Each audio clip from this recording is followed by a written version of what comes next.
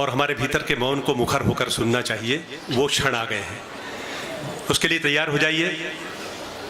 चरण शरण है आपके तारण तरण जहाज, चरण शरण है आपके तारण तरण जहाज, भव दधि तट तक ले चलो करुणा कर महाराज। आशीर्वचन की विनम्र अभिलाषा के साथ प्रार्थना।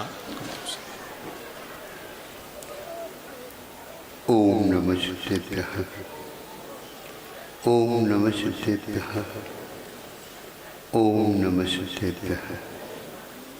अहिंसा परमो धर्म की, आचार्य गुरुवर श्री कुंद कुंद भगवान की, आचार्य गुरुवर श्री ज्ञान सागर मुनि महाराज,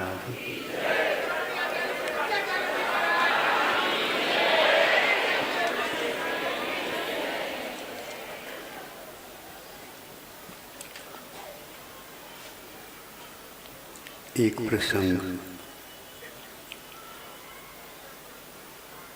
शब्दों के द्वारा नहीं किंतु पहचान के माध्यम से भीतरी भावों की अभिव्यक्ति कैसे की जाती है, ये तो लगातार आप लोगों ने आज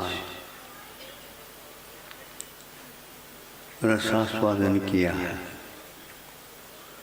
शब्दों के माध्यम से।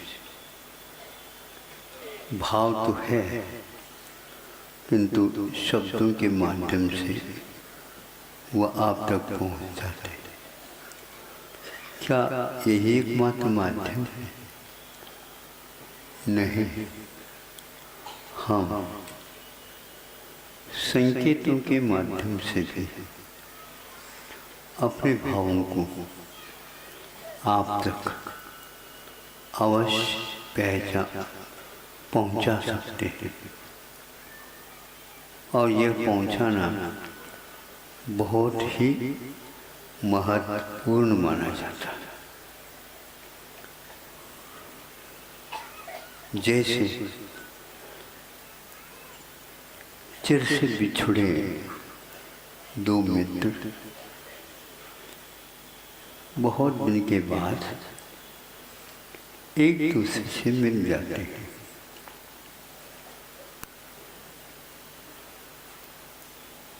मिलते ही दोनों भाषा को भूल जाते। अब मैं कहाँ से प्रारंभ करूं? अपनी अभिव्यक्ति कैसे करें? इसमें दोनों रह जाते हैं और दोनों की आंखों से वे बूंदें अभिव्यक्त करती हैं अपनी भावनाओं को। फिर बाद में कुछ पुरुषार्थ होता है, पुनः विरह काल बहुत लंबा था, इसलिए आंखों में पानी तो नहीं आ पा रहा, किंतु गला आगे आप बोलिए भर आता है। काय से? कोई खाद्य पदार्थ है अथवा भीतर पेट में से खाया हुआ वमन के रूप में आ रहा है? नहीं, इतना आवेग है कि हम अभिव्यक्ति में अक्षम पाते हैं अपने आप को और गला भर जाता है। ये दोनों घटनाएं क्या हम लोगों को उपदेश नहीं देती?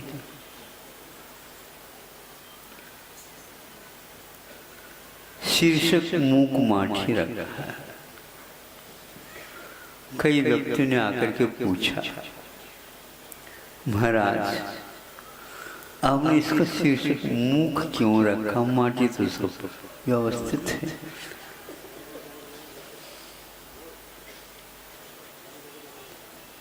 आखिर हम शब्दों को भी तब परिवर्तित करके बोलना प्रारंभ कर देते हैं। कोई गलती हो जाती है तो हम क्षमा मांगते हैं। एक बार नहीं, 2 बार नहीं, 3 बार।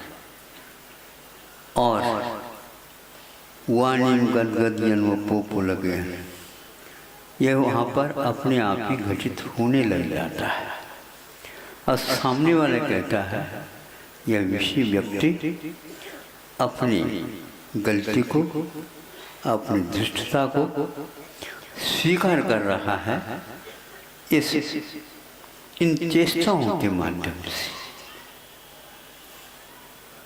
आपने क्षमा कर दिया और एक व्यक्ति वहीं पर उसी समय पर आकर के इसी प्रकार कहता है, उस समय आप कहते हमें क्षमा कर देना। अब आप सामने हमारे सामने मत आया करो, हमें क्षमा कर देना। वो क्षमा मांगने के लिए तो आता है, नहीं यहाँ पर अब क्षमा नहीं मिलेगा। अब इन शब्दों के द्वारा मैं पूछना चाहता हूँ, आप क्षमा करना जो गलती भी आपके नहीं है, ये मेरी गलती है, कई बार सुन चुका हूँ, नहीं सुनता तो बहुत अच्छा था, हट जाए। ये क्या भाव अभिव्यक्त कर रहे हैं? क्या ये क्षमा है? नहीं, शब्दों में हम भाव भरना चाहते हैं। यदि शब्द पंगु हो जाता है और यदि शब्द गूंगा हो जाता है, यदि शब्द असमर्थ होता है, तो क्या आपके भाव सब लुप्त हो जाते हैं? भगवान से शायद ही आप लोग बोलते होंगे, क्योंकि मूर्ति तो मूर्ति है। लेकिन जब कभी भी बिंबों के सामने खड़े हो जाते हैं, तुलना करना प्रारंभ कर देते हैं, तो अपने आप ही वह प्रारंभ हो जाता है। एक प्रसंग मैं इसलिए रखना चाहता हूँ, वो प्रासंगिक है। आप लोग सब संवाद करते हैं, विवाद करते हैं, आदि आदि चलता रहता है। आपके ही घर में पाली हुई गैया है, वह आपसे परिचित ही नहीं, किंतु आपसे वह बहुत निकटस्थ होकर के आपके साथ रहने का सौभाग्य प्राप्त करते हैं। जब आप दुखित हो जाते हैं और उस समय उसके सामने हरा भरा चारा भी रख देते हैं, तो बस स्वीकार करने के लिए तैयार नहीं होता। रूखा सूखा तो दूर की बात है, किंतु हरा भरा भी वह स्वीकार करने के लिए तैयार नहीं होता, क्योंकि आप एक समस्या में उलझे हुए हैं। उस भाव को अभिव्यक्त करने के लिए उसके पास कौन सा रास्ता है, कौन से विद्यालय वो ढूंढ लेंगे, हमें बताओ। क्या आप इसको नहीं समझते? समझ में आ गया कि मैंने उसके सामने अपनी मुद्रा के माध्यम से अभिव्यक्त कर दिया कि मैं आज कष्ट में हूँ, इसलिए बहुत सोच समझ करके अपने कष्ट का, अपने दुख का, आदि आदि का हम एकदम खुलासा ना करें। यदि करते हैं तो संभव है सामने वाला व्यक्ति बहुत संवेदनशील हो तो उसको कई प्रकार से परिणाम शरीर के ऊपर, मस्तिष्क के ऊपर पड़ सकते हैं। बच्चों के सामने आप लोग घर की जितनी भी समस्याएं रखते नहीं, जबकि दायित्व उन्हीं के कंधों पर जाने वाला है। लेकिन अभी कंधे अभी मजबूत नहीं हैं। अभी एक दूसरे मित्रता के साथ एक दूसरे अपने कंधे पर हाथ रख करके खेलने वाले बच्चे, घूमने वाले बच्चों के सामने अब विशेष रूप से बात करेंगे तो वह उसको सहन नहीं कर पाएंगे। उनके कंधों को थोड़े से और मजबूत होने दो। उसके लिए काल परमावश्यक होता है। हमारा बच्चा है कर लेगा, नहीं कर लेगा पक्का, ये आपको विश्वास है, ठीक है, किंतु अभी काल उसके योग्य नहीं है। काल का आचित्य भी अपने आप को स्वीकार करने योग्य है। उसके लिए आपको संयम ही रखना पड़ता है। क्षेत्र की दूरी को हम दूर बहुत जल्दी पूर्ण कर सकते हैं वेगदार गतिदार वाहन के माध्यम से, किंतु काल की दूरी को आप किसी भी प्रकार से उतावली से पूर्ण करते हो तो हमें बताओ, नहीं कर सकते। हाँ, उस दूरी को हम दूर कर सकते हैं एक केवल संवेदना के माध्यम से। वृद्धावस्था में जो संवेदना की अभिव्यक्त होती है वह वृद्धावस्था के बाद वहीं पर होती है क्या? ऐसा कोई नियम नहीं है।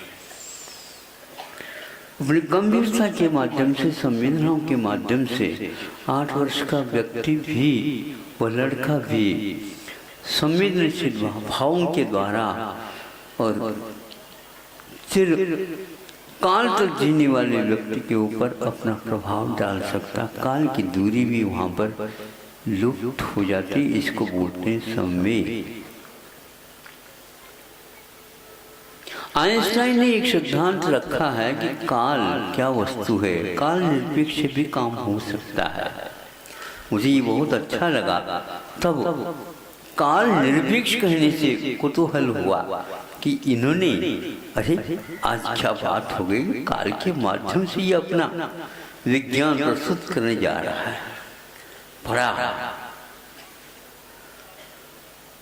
काल क्या वस्तु है, कभी आपने सोचा? नहीं। क्या टाइम हो गया, क्या समय हो गया, 10 मिनट ज्यादा हो गया, 5 मिनट में कहा था हमने, तो मानते ही नहीं। आपकी वेदना को वो सब लोग समझते हैं, लेकिन उनकी संवेदना सुनने के लिए तो आप बैठे हैं। ये भी तो आप देखो, बार बार उनको आप कहोगे तो आपके वचनों का कोई प्रभाव पड़ने वाला नहीं। आज हर विज्ञान ने काल को स्वीकारा। काल क्या वस्तु हमें बता।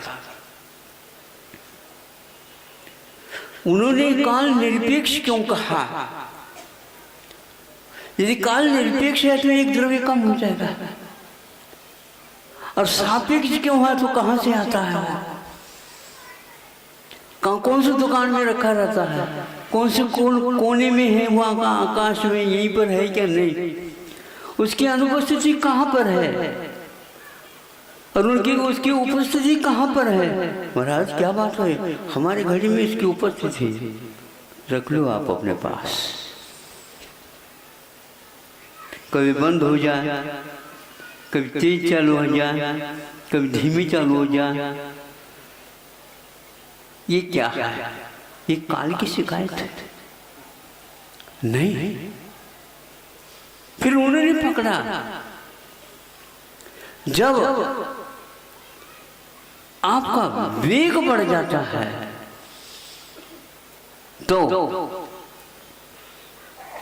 काल निरपेक्ष हो जाता है। आपने तो घड़ी बंद कर दी।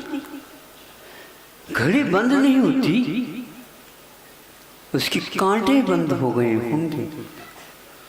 काल टाइम है, समय है, द्रव्य है, उत्पाद वे द्रव्य युक्त सत। यह सुबह सुबह ही प्रारंभ यहीं से हुआ था।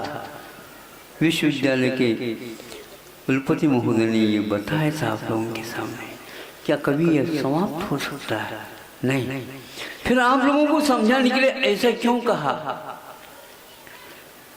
हाँ, जब हमारी ईस्वी में हमारा चातुर्मास हो रहा था, योग से हमें बाहर जाना पड़ता था। सुबह उसी पटरी को लांग करके ही जाना पड़ता था, नहीं तो 2-3 किलोमीटर कहीं भी रास्ता जाने का नहीं था। हम वहाँ पर जाकर के पहले खड़े हो जाते थे, कोई गाड़ी आने वाले तो उसको ऐसा पार न करो। उसी बीच में रेल आया करती थी, भिन्न भिन्न गति की भिन्न भिन्न ये रेल होती थी। हम एक आध बार ये भी सोचा इसकी वेग कितना है देख ले, तो कोई कम कोई ज़्यादा, कोई कम कोई ज़्यादा। कभी कभी राजधानी वहाँ से पार हो जाती, तो एक बार प्रयास किया, दिल्ली से राजधानी वहाँ कलकत्ता तक जाने वाली थी। अब उसके डिब्बे कितने हमने गिनना प्रारंभ कर दिया। आप सुन रहे हैं? काल की पहचान, काल की पहचान। तो वहाँ इतनी वेग थी उसकी, हमारे गर्दन में दर्द हो गया।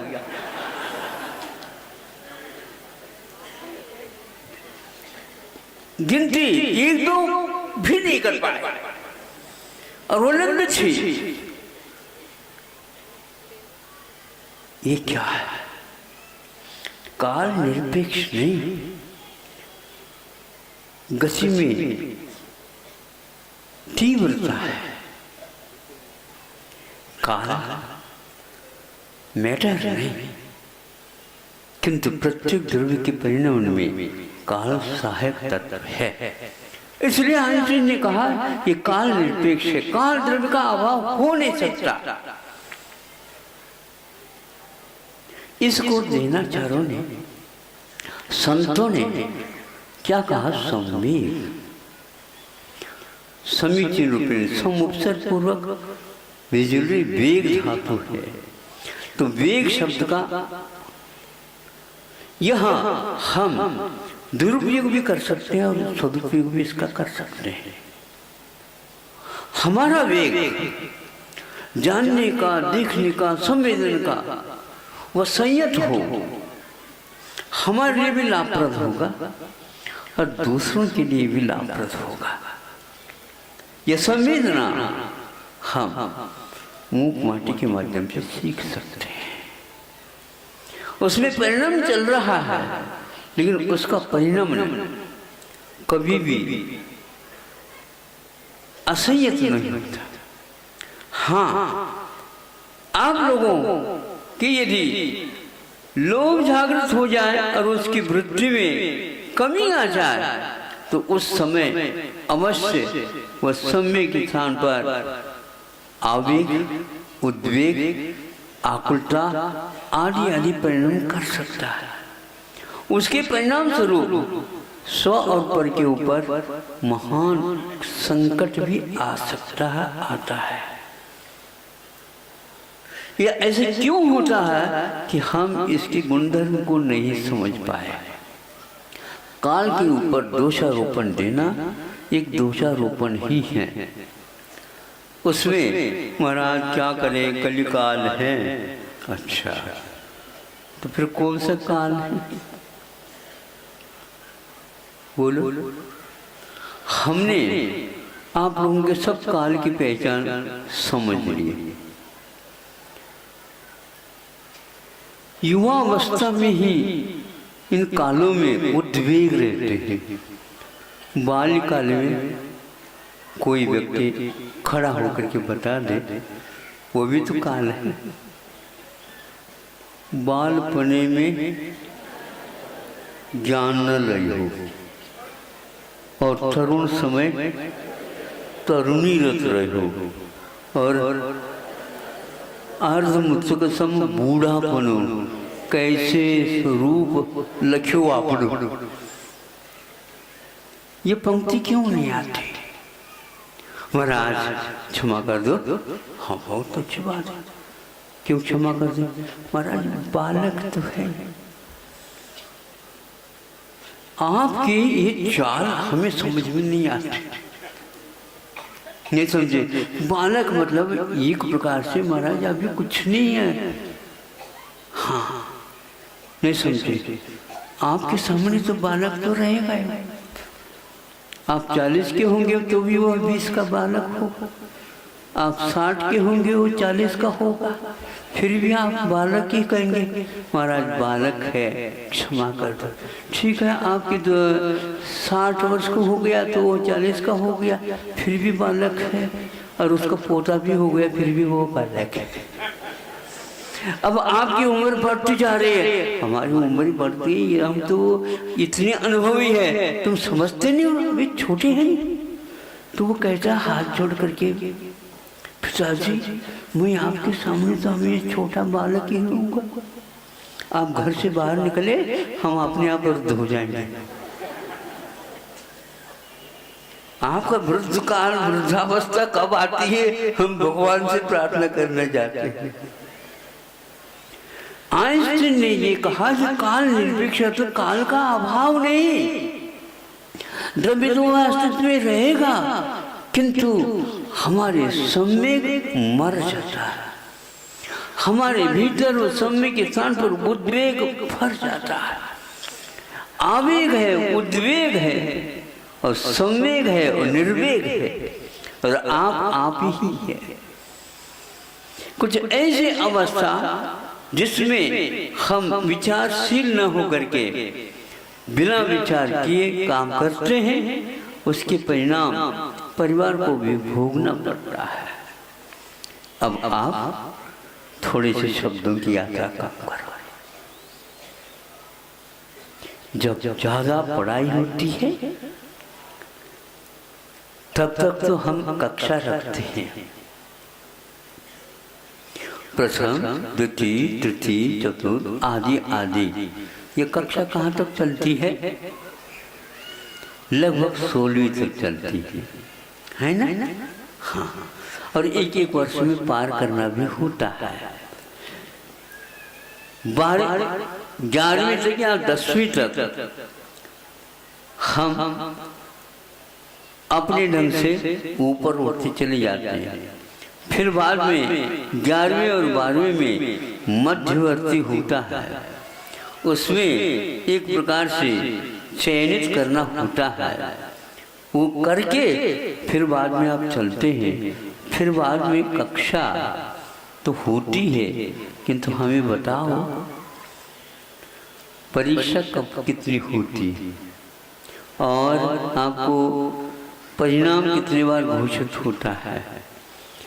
तो उन 3 वर्षों में आपके पास परीक्षा तो होती प्रतिवर्ष, नहीं सुनते, किंतु परिणाम घोषित नहीं होते। नीचे की अपेक्षा से परिवर्तन आ गया। पूछा जाता क्यों नहीं, तो इसलिए नहीं है कि आप अब महाविद्यालय में प्रविष्ट हो गए। फिर इसके उपरांत 3 वर्ष के बाद तीनों वर्षों को मिला करके आपका परिणाम सामने आ जाता है। इस प्रकार आप 16वीं कक्षा तक पहुंच जाते हैं। इनको कक्षा कहा गया है, ये कक्ष है। एक ही महाविद्यालय के इतने सारे कक्ष हैं, एक दूसरे से संबंधित हैं, बीच में एक दीवार है। आप इन सबको पार करके जा रहे हैं, आपका अनुभव बढ़ता जा रहा है, ज्ञान का विकास होता जा रहा है। फिर इसके उपरांत 16वीं कक्षा के बाद हम पूछना चाहते हैं, आप ऊपर उठना चाहते हैं और कुछ और प्राप्त करना चाहते हैं? हाँ, हम प्राप्त करना चाहते हैं। अब आपको पढ़ाया नहीं जाएगा, आपकी पढ़ाई पूर्ण हो चुकी है। फिर क्या हो जाएगा? आपको अब अंतरिक्ष में उड़ना है। कक्ष आपके समाप्त हो चुके हैं, कोई बंधन अब नहीं रहेगा। अब तैयार हो तो देखो, उससे क्या हासिल होगा? हासिल तो तब होगा जब आप इसको छोड़ोगे। हम ये समझना चाहते हैं आपसे, 2 प्रकार के यान हुआ करते हैं, एक जलयान और एक वायुयान। जलयान को मैं गौण करता हूँ और वायुयान को मैं महत्व देता हूँ। वायुयान किसको बोलते हैं? जो उड़ता है उसका नाम वायुयान। चलता है वह यान नहीं कहलाता, वो वाहन कहलाता है। किंतु जब वायुयान उड़ता है, उससे पूर्व में गति कितनी रखी जाती है हमें बताओ।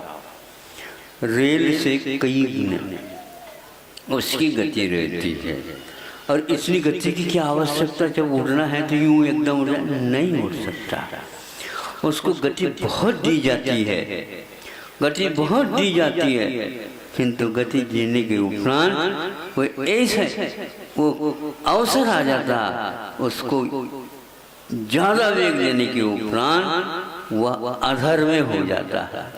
आज तक आप शब्दों के वाहन को छोड़े बिना ये आपके सत्र चल रहे हैं। अब थोड़े से आप विराम लीजिए शब्दों से, और उसके भीतर क्या और भरा हुआ है इसको देखने का प्रयास करिए। शब्द तो एकमात्र संकेत है, और शब्द के बिना आप रो ही नहीं पा रहे। लड़का रोता है, शब्द कुछ भी नहीं निकलते उसके, भावाभिव्यक्ति वह कर लेता पूर्ण, उस संकेत के माध्यम से माँ समझ लेती है और कुछ न संकेत ये मांग रहा है, रो नहीं रहा है। क्योंकि जब तक वह अब बोलने की तो बात ही नहीं, सीखा ही नहीं उसने। जब आप साक्षर बनाओगे तो रोएगा, और ऐसे रोएगा जो आपको अपने आप ही रोना पड़ेगा। तो वह दे दो उसको, दे दो उसको, दे दो उसको, दे दिया तो रोना बंद। आप शब्दों को अब छोड़ दो, और काल निर्विक्ष का अर्थ यही है कि भाई यत्र तत्र उपस्थित है, किंतु उस काल में भी आप संवेदन करेंगे तो अर्थ के माध्यम से ही संवेदन करेंगे, शब्द के माध्यम से संवेदन होता ही नहीं है। और हम शब्द से भरा हुआ जो अर्थ है, प्रयोजन है, उससे धीरे धीरे विमुख होते चले जा रहे हैं। उसके परिणाम ये निकल रहे हैं, बड़े बड़े महाविद्यालय यहीं के नहीं, मैं पंक्ति भूल रहा हूँ लेकिन भाव आपके सामने रखना चाहता हूँ। विश्वविद्यालय के ये प्रेसिडेंट ऑफ दैट यूनिवर्सिटी, हाँ वो विश्वविद्यालय के वो एक प्रकार से प्रेसिडेंट हैं, और वो अभिव्यक्त करते हैं ये आज के जो विश्वविद्यालय हैं ये ऐसे व्यक्तियों को निकाल रहे हैं, प्रशिक्षित करके, हाईली स्किल, बहुत अच्छे होशियार हैं, किंतु बारबेरियंस लिखा। उसका अर्थ कोश से सीधा हमने संबंध करके देखा। असभ्य जंगली ऐसे व्यक्तियों का निर्माण विश्वविद्यालय से हो रहा है और वह प्रेसिडेंट जी कह रहे हैं। क्या है अर्थ? साक्षर होने के उपरांत भी उनको बारबेरियन कह रहे हैं, असभ्य, जंगली, रहम से, दया से, करुणा से विमुख और पाषाण हृदय तैयार हो रहे हैं। न माँ को माँ कह रहे, न पिता को पिता कह रहे, न भाई को भाई कह रहे, न कोई संबंध उसका रहा ही नहीं, क्योंकि उनका संबंध बताने वाला कोई पाठ हमने उनके सामने रखा नहीं जो जीवन का मूल्य हम सीख सके, जिसके बारे में वह सोच रहे हैं कि हमारे पास इस महाविद्यालय में कुछ मिल जाए हमें, लेकिन आप लोगों ने परोसा नहीं उसको। We don't provide। जीवन के मूल्य के बारे में आज जिस विश्वविद्यालय में कुछ सीखा नहीं जाता और बताया नहीं जाता, तो ये अंत में क्या होगा इसका परिणाम। और आपके यहाँ नहीं कहा जा रहा है, किंतु वह विश्वविद्यालय में कहा जा रहा है और कुछ विश्वविद्यालय कर नहीं रहा है। इस पंक्ति को कहाँ पर लिखा गया है? इस पंक्ति को जहाँ लाखों की किताब प्रतियां छप रही है और 10-20 संस्करण उसके निकल गए, उस किताब में यह पंक्ति लिखी हुई है। वहां तो जंगली कहना फिर भी ठीक है, यहाँ पर क्या कहोगे मुझे बताओ। फिर भी आप लोगों की धारणा ये है, आइंस्टाइन को भी यह स्वीकार करना पड़ा कि हमने एक बहुत बड़ा अपराध किया अपने जीवन में, जो आणविक शक्ति का आविष्कार कर दिया, किंतु कौन से पदार्थ की कितनी क्षमता शक्ति है इसको जानने की अपेक्षा से की है। किंतु तब यह अनर्थ का जड़ बनेगा, ये अनर्थ का अभी नहीं बनेगा। लेकिन कब? उन्होंने और कुछ नहीं लिखा। ये पंक्ति बहुत मार्मिक है, क्योंकि सत्र आपके काफी हो चुके हैं, कल की प्रतीक्षा आप कर रहे हैं। क्या कहा उन्होंने? उन्होंने ये कहा, इस मानव का जब तक दिल और दिमाग ठिकाने पर रहेंगे तब तक इस आविष्कृत जो आणविक शक्ति है इससे कुछ भी हानि नहीं होने वाली है। बुद्धि के द्वारा, ज्ञान के द्वारा नहीं। एक पाठक ने अभी ये कहा कि यह विज्ञान विनाशकारी है, मुझसे आप स्वीकार कर रहे हैं, क्योंकि उपयोगिता के बिना उस शिक्षा का कोई मूल्य नहीं है। हमारे पास प्रतिदिन कोई न कोई इस प्रकार करुणा से ओतप्रोत, संवेदना से ओतप्रोत भयानक घटना घटने से पूर्व में हमें इस प्रकार लगाम लगाना चाहें, लेकिन कहाँ जाएं? इतिहास पढ़ो, आपके लिए सारे समाधान मिल जाएंगे। पूर्वजों ने हम लोगों के ऊपर बहुत बड़ा उपकार किया है, हमें उन पाठों को भी दिया जिन पाठों में इन सब समस्याओं का हल लिखा हुआ मिलेगा। शिक्षा का प्रयोजन यदि यही होता तो वह विनाश के लिए कारण हो जाएगा। पदार्थों के पास बहुत सारी शक्तियां, लेकिन शक्तियां हैं, किंतु मनुष्य को छोड़ करके सभी प्राणी उन शक्तियों का प्रयोग नहीं करते। मनुष्य एक ऐसा प्राणी है जो निर्दय होकर के अपने स्वार्थ की सिद्धि के लिए इसको कर देता है। सब लोगों के पास ऐसे शक्तियां विद्यमान हैं, इनको आविष्कृत करने की क्या आवश्यकता नहीं। एक ने कर दिया, अरे ये ठीक नहीं किया तो फोड़ दे, समाप्त कर दे, नहीं। दूसरा भी कहता भैया उनके पास है तो हमारे पास भी होना चाहिए, हमारे पास भी होना चाहिए, हमारे पास भी होना चाहिए। और भारत को भी इसी लाइन में आना पड़ रहा है। क्यों? क्योंकि घबराहट होती है, किसी का दिल और दिमाग शैतान का हो गया तो हमारा क्या होगा, बाद में होगा और एकदम मान लीजिए उन आविष्कृत आत्मिक शक्ति का विस्फोट काल के अनुसार हो गया तो क्या करोगे? नहीं होगा, ऐसा तो कहीं लिखा नहीं गया। अपने आप ही फूट जाते हैं शक्तियाँ, उसको क्या कहना चाहिए आपको? उससे बचने के लिए हमें चाहिए ज्ञान से पूर्व में, बाल्यकाल में ज्ञान नहीं रहता तो इसलिए कहा है, और ज्ञान आता है तो ये शैतानगिरी भी करता हो। ज्ञान का विकास हम लोगों के लिए वरदान है, और ज्ञान का विकास के साथ यदि असंयत बना रहा तो हमारे लिए अभिशाप सिद्ध होगा।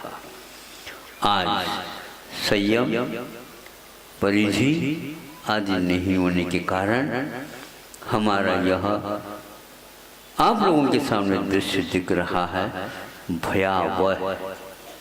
भारत नहीं डरने वाला देश है, लेकिन चारों तरफ यदि चीख उत्पन्न होती है तो उन चीखों के साथ हम शांत बैठ करके सामना करने में बाध्य नहीं हो पाएंगे। उसका निवारण करना आवश्यक है।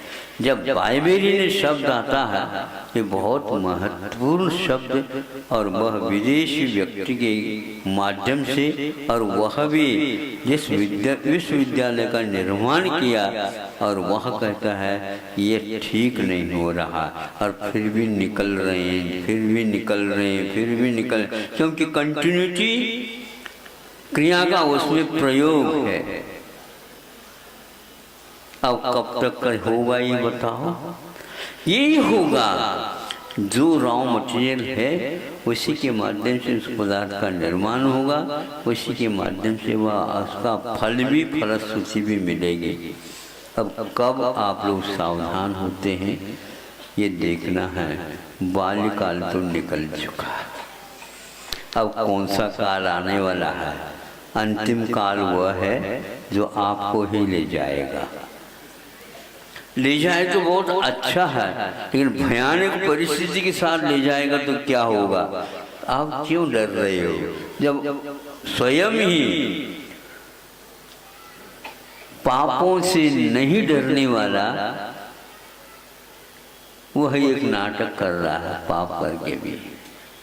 भगवान महाराज हमारे आशीर्वाद दे दो ताकि पाप से हम निवृत्त हो जाए। पाप करो फिर इसके प्राण निवृत्ति, ये कैसे? वृद्धावस्था में भी महाराज जब जागे तब सगेरा, यह हमने सुना है आप ही लोगों के मुख से। ऐसा कोई आशीर्वाद मिलता है तो हमें बहुत अच्छा होगा।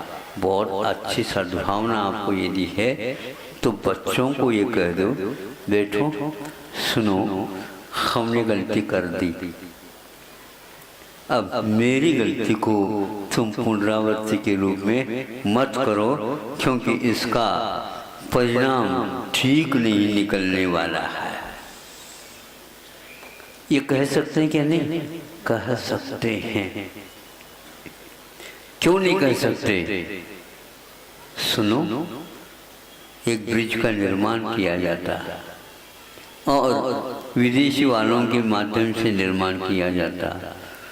निर्माण होने के उपरांत मजबूत भी है, लेकिन फिर भी कहते हैं 100 साल हो गए इसको, अब इसका भरोसा न करो, इसको उतार दो, नहीं तो यह नीचे गिरेगा तो कई व्यक्तियों के लिए हानिकारक हो सकता है। सुनो, अब भारत में भी इस प्रकार की बांध बंधी है, किंतु उनकी उम्र 100 साल से भी ज़्यादा हो गई, अभी भी उसमें टूट फूट की कोई आवश्यकता नहीं, जीर्णोद्धार की बात ही नहीं है और मिट्टी की बनी हुई है। सुन रहे हैं आप जो पाठक ये सुना रहे थे, मैं छत्तीसगढ़ का हूँ, लेकिन वैसे देखा जाए तो मैं मध्य प्रदेश ही रहता था पहले, क्योंकि विभाजन होने के कारण मैं छत्तीसगढ़ वाला कहला रहा हूँ। इस साइट के समय पर ये विभाजन मत करो, आपके उस छत्तीसगढ़ में ही ये लिखा हुआ कि वहाँ ऐसे एक बांध है जो आज तक उसके लिए कुछ भी जीर्णोद्धार करने की आवश्यकता नहीं, और पानी का बहाव 24 घंटा 12 महीने। यहाँ पर गर्मी के दिनों में आप झुलस जाते हैं, वहाँ पर गर्मी के दिनों में श्रावण का बहार आता है। ये हमने अपने आंखों से देखा, और उस बांध से ये पाठ मिलता है, वो मिट्टी की बांध है। यह माटी के पास इतनी क्षमता है, सीमेंट को भी उत्तर दे देती है। ऐसी मूक माटी यह अपने आप में अद्भुत है, स्वयं खड़ी जीवित हो जाती है, और जो कोई भी पूत है उस पूत की रक्षा के लिए भी वह आज तक खड़ी हुई है। ऐसे मूक साधक साधिका मूक माटी को आप और पढ़ने का प्रयास पुरुषार्थ करेंगे। अहिंसा परमो धर्म की बोधि समाधि परिणाम शुद्धि स्वात्मोपलब्धि शिवसौ की सिद्धि चिंतामणि किंचित वस्तुदाने त्वामंद मानस्य ममास्तु।